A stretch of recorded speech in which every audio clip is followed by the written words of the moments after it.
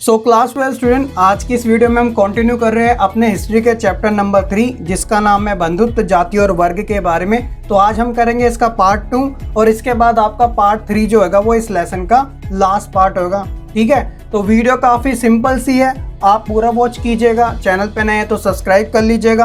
अगर आपने इस लेसन का फर्स्ट पार्ट नहीं देखा तो मैं आपको यही रिकमेंडेड करूंगा कि आप आई बटन में या फिर डिस्क्रिप्शन में लिंक है, वहां से जरूर देखिएगा। तो चलिए आज की इस वीडियो को हम शुरू करते हैं। My name is Shahrukh Saifi and welcome to our YouTube channel Quick prep.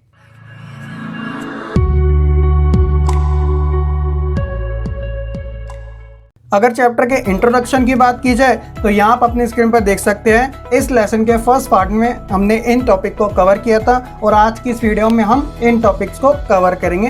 तो आइए शुरू करते हैं अपना जो मेन टॉपिक है जिसका नाम है सामाजिक विषमताएं।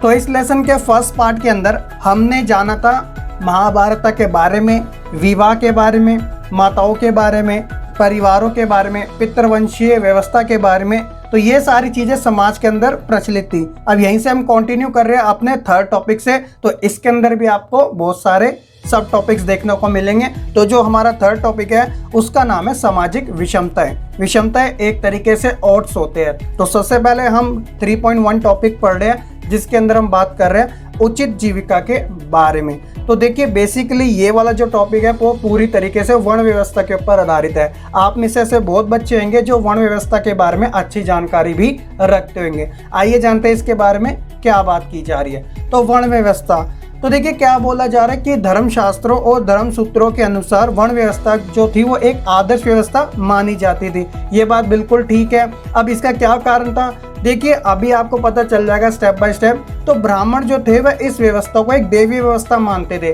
देवी व्यवस्था कहने का मतलब तो क्या था कि ब्राह्मण जो थे वो इस व्यवस्था को देवी व्यवस्था मानते थे। अब बात आती है कि ये देवी व्यवस्था क्या होती है।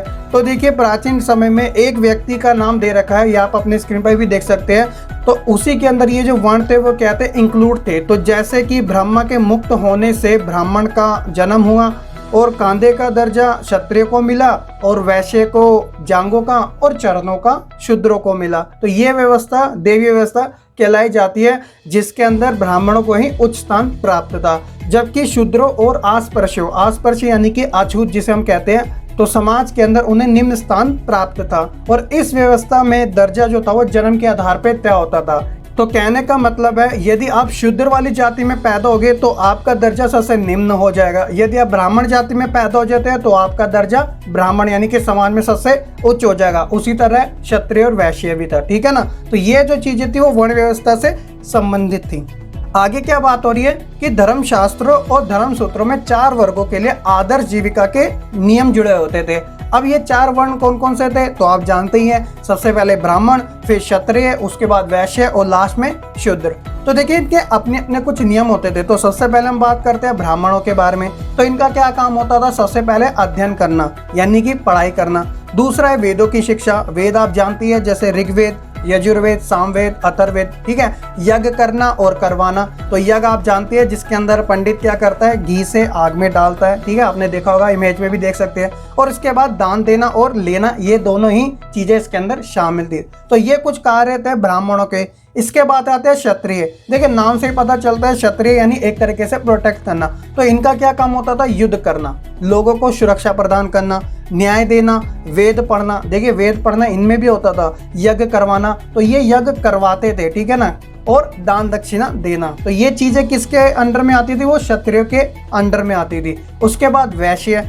तो वैश्यों का काम भी जो था वेद पढ़ना, यज्ञ करवाना और दक्षिणा देना था जैसे क्षत्रिय करते थे। लेकिन इसके अलावा जो वैश्य थे वह कृषि भी किया करते थे, गौ पालन यानी कि गौ माता का पालन भी किया करते थे और साथ ही व्यापार भी किया करते थे। और जो लास्ट है जिन्हें समाज के अंदर सबसे निम्न दर्जा प्राप्त था यानी कि चरणों में इनका स्थान था, तो इनका कार्य सिर्फ ये था कि वे ऊपर वाली तीनों श्रेणियों के वर्णों की सेवा करते थे, क्योंकि इन्हें समाज से काफी ज्यादा आस्पर्श यानी कि अछूत समझा जाता था। इसी कारण इनके साथ जितना अमानवीय व्यवहार हुआ वो किसी के साथ भी नहीं हुआ।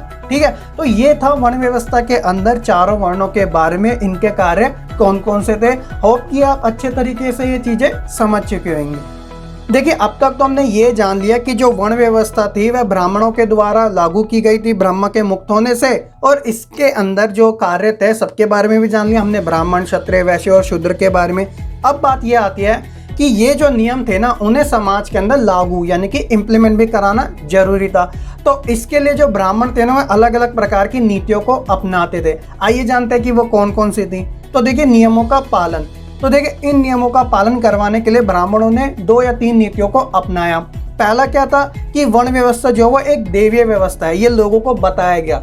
शासकों को ये उपदेश देते थे कि वे इस व्यवस्था के नियमों का अपने राज्यों के अंदर पालन करवाए, और उन्होंने लोगों को यह विश्वास दिलाने का प्रयास किया कि जो उनकी प्रतिष्ठा है, प्रतिष्ठा यानी उनका जो पद है ना, वह जन्म आधारित है। यदि अगर आप ब्राह्मण जाति में पैदा हो गए तो आपका जो पद है समाज के अंदर अपने आप ही जन्म के आधार पे सबसे उच्च हो जाएगा। यदि अगर आप वैश्य पे हो गए तो आप 3rd नंबर पे आ जाएंगे। अगर आप शूद्र जाति में हो जाते हैं तो आप 4थे नंबर पे आ जाएंगे। तो ये उन्होंने विश्वास दिलाया लोगों को कि आपकी जो प्रतिष्ठा है वो जन्म पे आधारित है। तो ये था आपका ओवरऑल वर्ण व्यवस्था के बारे में। तो आई होप कि आप हर एक चीज अच्छे तरीके से समझ चुके होंगे। आगे हम बात करते हैं 3rd टॉपिक के 3.2 सब टॉपिक के बारे में, जिसका नाम है अक्षत्रिय राजा, या यूं कहा जाए क्षत्रिय राजा के बारे में। तो देखिए क्या बात की जा रही है। तो शास्त्रों के अनुसार केवल क्षत्रिय राजा ही हो सकते थे। कहने का मतलब शास्त्रों में ये लिखा था जो राजा होगा वह केवल क्षत्रिय होगा, लेकिन अन्य राजाओं की उत्पत्ति अन्य वर्णों से भी हुई थी।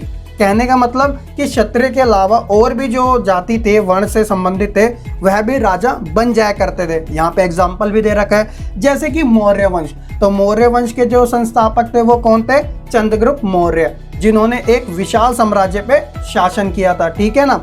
शुंग और कनव जो कि मौर्य के ही उत्तराधिकारी थे, वह ब्राह्मण थे। ठीक है। गौतमी पुत्र श्री सातकर्णी जो कि सातवाहन कुल की प्रसिद्ध शासक थे, ये भी ब्राह्मण थे। तो यहाँ पे तो बात हुई जा रही है क्षत्रिय राजा की, लेकिन यहाँ पे तो ब्राह्मण भी कौन होना, राजा बन रहा है। तो इस प्रकार ये कहा जाता था कि जो राजा है वह क्षत्रिय नहीं बल्कि और भी बन सकते थे, लेकिन शास्त्रों में केवल क्षत्रियों का ही जिक्र दे रखा था। आगे हम टॉपिक पढ़ रहे हैं 3.3 के बारे में, जिसमें हम जाति और गतिशीलता के बारे में जानेंगे। तो ब्राह्मणीय सिद्धांतों के अनुसार जो वर्ण थे ना, वो तो जन्म आधारित थे, लेकिन साथ में जाति भी थी। अब बात आती है जाति की, तो आइए जानते इसी के बारे में भी। तो देखिए, जहाँ वर्ण जो सिर्फ केवल 4 थे, ब्राह्मण, क्षत्रिय, वैश्य और शूद्र, लेकिन जो जातियाँ थी ना उसकी कोई निश्चित संख्या थी ही नहीं, क्योंकि जातियाँ बहुत सारी हुआ करती थी। और जातियों को वर्णों में इंक्लूड कर पाना ब्राह्मणों के लिए क्या था, काफी ज्यादा एक जटिल कार्य था। जैसे उदाहरण यहाँ पे दे रखा है, जंगलों में रहने वाले निषाद। तो देखिए, ये जो निषाद है ना, इसका जिक्र महाभारत में भी किया जाता है, और आने वाले टॉपिक में भी थोड़ी बहुत जानकारी आपको इसके बारे में मिलेगी। तो इस जाति के लोगों के जो कार्य थे, जैसे कि शिकार करना, मछली पकड़ना, क्योंकि ये जंगलों में ही तो निवास करते थे और जंगलों में ऐसी एक्टिविटियां चलती है। उसी तरह एक और एग्जाम्पल दे रखा है जो है सुवर्णकार। तो ये क्या था, एक व्यावसायिक वर्ग था, यानी एक व्यापारिक वर्ग था। तो इन्हें 4 वर्णों में वर्गीकरण करना ब्राह्मणों के लिए क्या था, अत्यंत जटिल था। तो इसी कारण इनका जाति में वर्गीकरण कर दिया गया। तो आप ये चीज तो अच्छे से समझ ही सकते हैं। और वर्तमान दौर की बात की जाए तो आप जान नहीं सकते हैं कि भारत के अंदर जो जाति है वो कितनी तेजी से बढ़ती जा रही है। अभी तक हमने वर्ण और जाति के बारे में तो जाना, लेकिन तीसरी चीज और थी, वो कौन सी थी? तो वो थी श्रेणी। तो देखिए क्या था कि वे जाति जो एक ही जीविका या फिर व्यवसाय से जुड़ी होती थी, तो उन्हें श्रेणियों में संगठित कर दिया जाता था। यहाँ पर एग्जाम्पल भी दे रखे हैं आपको समझने के लिए, जैसे कुछ श्रेणी संगठन, उदाहरण के तौर पे मंदसौर। मंदसौर कहाँ पे? मध्य प्रदेश में। तो ये कौन सी श्रेणी थी? जहाँ पर रेशम के बुनकर का वर्णन मिला है, जिसके अंदर लाट कहाँ के थे? गुजरात के। तो ये गुजरात के निवासी थे, वह कहाँ चले गए? मंदसौर चले गए।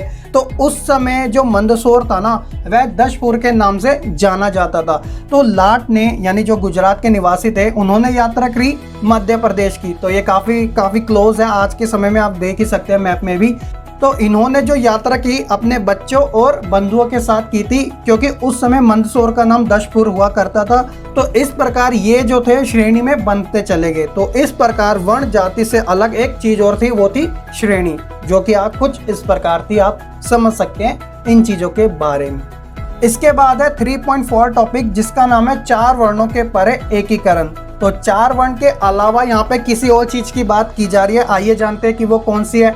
तो देखिए, उपमहाद्वीप यानी कि सब कॉन्टिनेंट में पाए जाने वाली विविधताओं की वजह से यह हमेशा से ही ऐसे समुदाय रहे हैं जहां पर ब्राह्मणीय विचारों का कोई प्रभाव नहीं पड़ा। कहने का मतलब, ब्राह्मणों द्वारा जो वर्ण व्यवस्था, जाति व्यवस्था फैलाई गई थी, यहाँ पर इन समुदायों के ऊपर कोई प्रभाव नहीं पड़ पाया।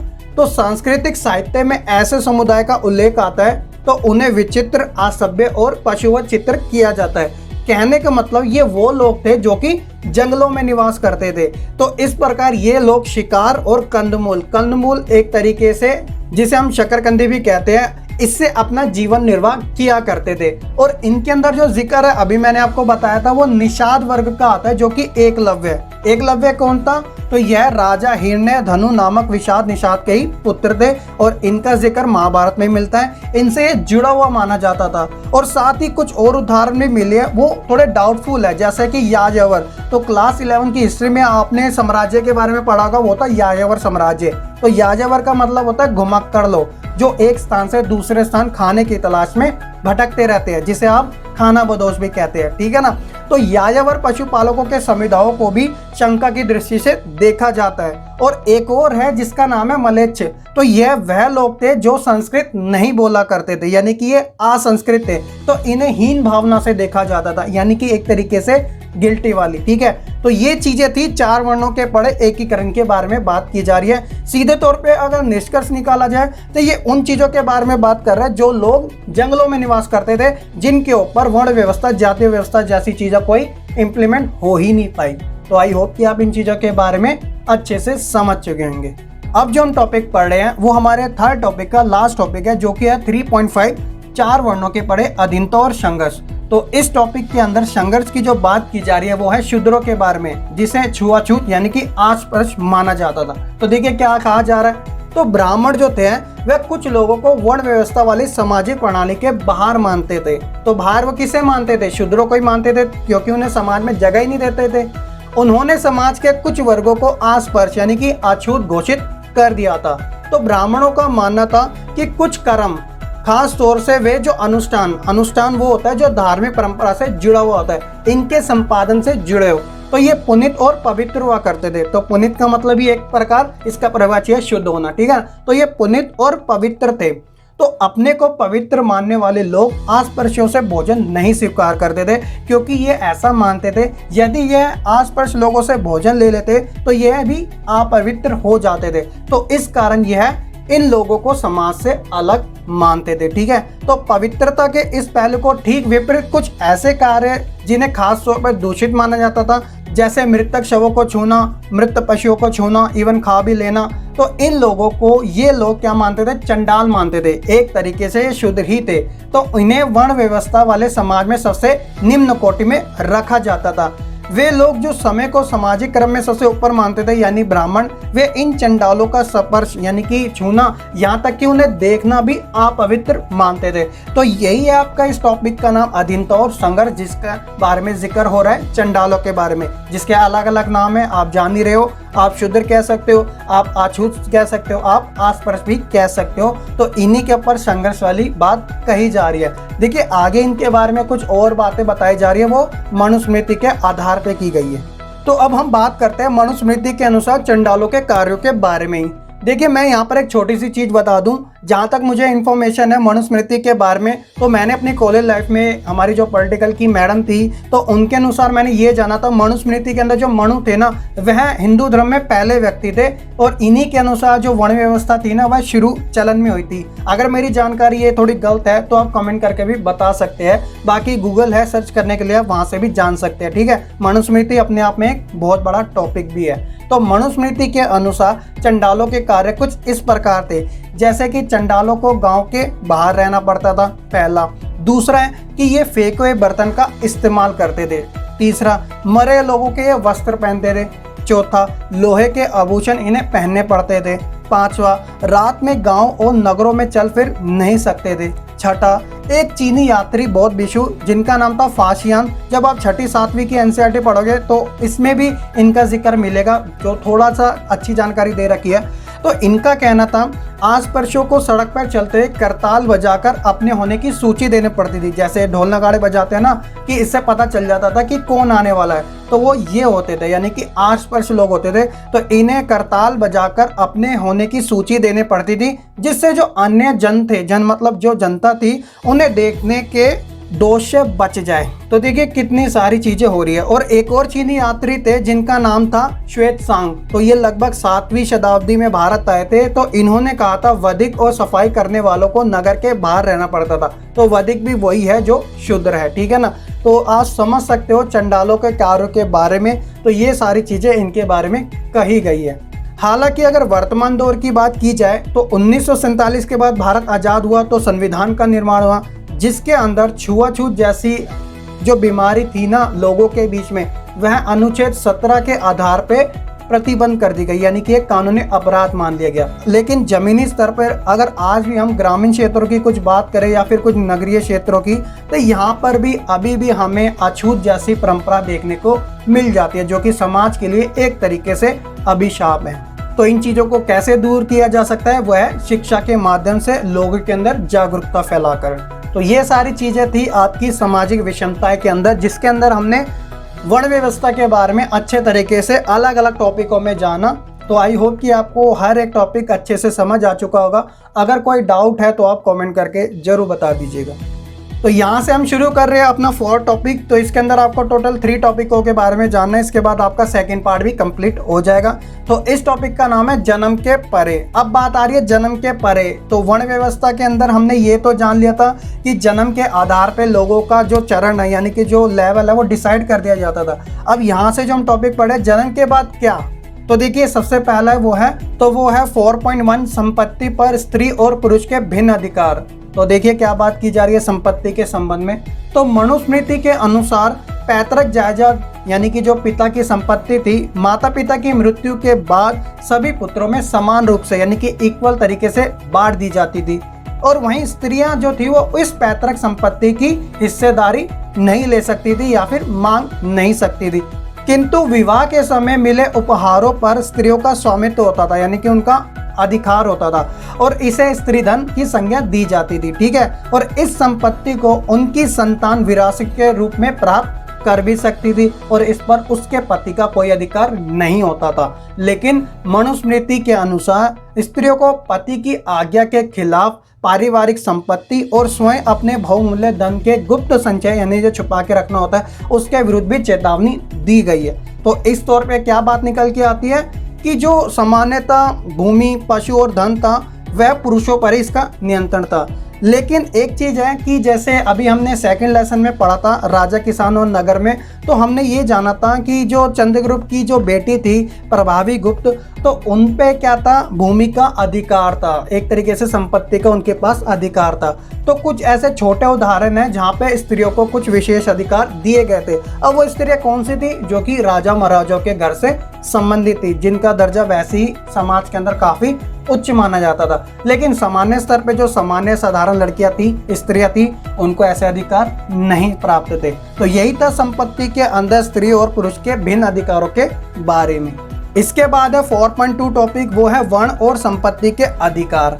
तो देखिए वर्ण व्यवस्था के अंदर ब्राह्मण जो सबसे उच्च स्थान पे थे, क्षत्रिय जो कि दूसरे स्थान पे थे, ये सबसे ज्यादा अमीर हुआ करते थे, क्योंकि कार्य इनके पास सबसे ज्यादा होता था। ऊपर से समाज के अंदर स्थान भी इनको काफी अच्छा प्राप्त था। तो ऑब्वियसली अमीर जो थे वो यही हुआ करते थे। शूद्रों के लिए तो एकमात्र जीविका की एक सेवा ही थी, जिसके अंदर वह हमेशा उनकी स्वयं की इच्छा नहीं हुआ करते थे, यानी वो अपनी मजबूरी में काम करते थे, कोई मन से काम नहीं करते थे, ठीक है, क्योंकि समाज ही वर्ण के आधार पे यानी जन्म के आधार पे बटा हुआ था। लेकिन धर्मशास्त्र और धर्म सूत्र जिसके अंदर वर्ण व्यवस्था का वर्णन किया गया, उसकी आलोचना की गई। अब उसकी आलोचना किन्होंने की, तो देखिए बौद्ध धर्म, जिसके बारे में इसका जो अगला लेसन है वो आपको जल्दी देखने को मिलेगा, सारा बौद्ध धर्म के बारे में। तो बौद्ध धर्म जो कि लगभग 6ठी शताब्दी में विकसित हुआ था, तो बौद्धों ने इस बात को अंगीकार यानी कि अडॉप्ट किया कि समाज में जो विषमता मौजूद है ना, वह भेद ना तो नरसैंगिक है यानी कि नेचुरल है, और ना ही स्थायी है। बौद्धों ने जन्म के आधार पे जो सामाजिक प्रतिष्ठा है ना, उसको नकार दिया, कहने का मतलब अनएक्सेप्टेड कर दिया। तो वह यह मानते थे कि जो जन्म के आधार पे लोगों को स्थान दिया गया ना वह एक तरीके से गलत है। तो आप जानते होंगे कि जो संविधान निर्माता थे बाबा साहब भीमराव अंबेडकर, उन्होंने वह भी कौन से थे, महार जाति से संबंधित थे। तो आगे चल के उन्होंने भी किसे अपनाया था, बौद्ध धर्म को अपनाया था, क्योंकि वह इससे काफ़ी ज़्यादा प्रभावित हुए थे जिन्होंने ऐसी वर्ण व्यवस्था के खिलाफ आवाज़ उठाई थी। ठीक है, तो 4 टॉपिक का जो लास्ट टॉपिक है 4.3, तो वो है एक वैकल्पिक सामाजिक रूपरेखा जिसके अंदर संपत्ति की भागीदारी की बात की जा रही है। तो देखिए इसमें क्या बताया जा रहा है। तो जो व्यक्ति दान देते थे वह सम्मान पाते थे। ऑब्वियसली आज के समय भी यही होता है, जो दान करेगा उतने ही उसका समाज में कद ऊंचा उठेगा। जो व्यक्ति स्वयं यानी खुद के लिए संपत्ति को संग्रह यानी कि इकट्ठा करता था वह घृणा का पात्र होता था। मतलब खुदगर्जी वाली बात होगी, तो जिसके अंदर इसे कृपण भी कहा जाता था। कृपण मतलब एक तरीके से घृणा का पात्र। ठीक है, तो एक ऐसे उदाहरण में यहाँ देखने को मिलता है प्राचीन तमिलकम। तो प्राचीन तमिलकम मैंने आपको जब सेकंड लेसन करा रहा था तो उसके फर्स्ट पार्ट में बताया था। तो ये दक्षिणी भारत में काफ़ी ज़्यादा फेमस था।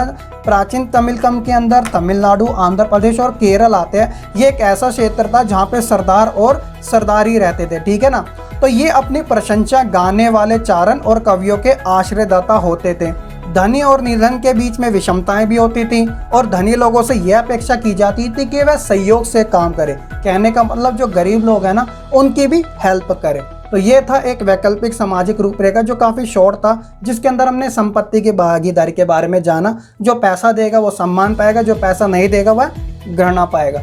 तो आई होप कि आप ये कॉमन सी जो इन्फॉर्मेशन थी अच्छे तरीके से समझ चुके होंगे। तो एक स्टेप बाय स्टेप मैं आपको लेके चल रहा हूँ और काफ़ी डीपली पढ़ा रहा हूँ ताकि आपको बार बार पढ़ने की ज़रूरत ना पड़े। लेकिन मैं अभी भी आपको यही सजेस्ट करूँगा कि जब आप अपनी एनसीईआरटी की बुक पढ़ोगे और ये वीडियो को पूरा अच्छे तरीके से देखोगे तो जो आपकी अंडरस्टैंडिंग है ना चैप्टर को लेके वो बहुत ज़्यादा अच्छी हो जाएगी। हर बात क्वेश्चन आंसर के ऊपर डिपेंड नहीं करती है। क्वेश्चन आप यहाँ पे सिंपल तरीके से पढ़ के गए लेकिन वहाँ पे ट्रिकी होके आ गया, तब आप क्या करोगे? तो उस समय में एक ही चीज़ काम आती है, वो होती है आपकी नॉलेज जो कि आपने एनसीईआरटी बुक के थ्रू ग्रहण की है। तो ये चीज़ें आप याद रखिएगा। कॉन्सेप्ट मैटर करता है, क्वेश्चन आंसर तो अपने आप ही निकल ही जाते हैं, क्योंकि जिसको कॉन्सेप्ट याद है तो वह कहीं से भी लिख सकता है। जिसे सिर्फ क्वेश्चन आंसर याद है तो वह सिर्फ क्वेश्चन आंसर के ऊपर ही डिपेंड करता है। तो ये था हमारे इस लेसन का सेकंड पार्ट, और इसके बाद आपका इस लेसन का थर्ड पार्ट आएगा जो कि आपको जल्द ही देखने को मिलेगा। तो आई होप कि आपको ये वीडियो काफ़ी ज़्यादा पसंद आई होगी और अच्छे से समझ भी आ चुकी होगी। तो इसी बात पे आपकी तरफ से लाइक करना बनता ही है। साथ ही अगर कोई डाउट है या फिर आप फीडबैक देखना चाहते हैं तो आप कमेंट करके जरूर दीजिएगा और शेयर करना ना भूलेगा। तो आप अपनी स्क्रीन पर देख सकते हैं हमारे टेलीग्राम ग्रुप के बारे में, लिंक डिस्क्रिप्शन में है, नोट्स में है, वहीं पे आपको अपलोड कर दूंगा और अपडेट भी आपके लिए देता रहता हूँ कि कब लेसन आएगा कब नहीं आएगा। ठीक है, तो आप जरूर ज्वाइन कीजिएगा और चैनल पे नए हैं तो सब्सक्राइब कर लीजिएगा हमारे इस चैनल को, ताकि आपको आने वाले फ्यूचर में भी अपडेट मिलते रहे। तो आज की इस वीडियो में इतना ही। मैं जल्दी ही मिलूंगा आपको एक नई वीडियो के साथ। तब तक के लिए आप खुश रहिए, पढ़ते रहिए और आगे बढ़ते रहिए।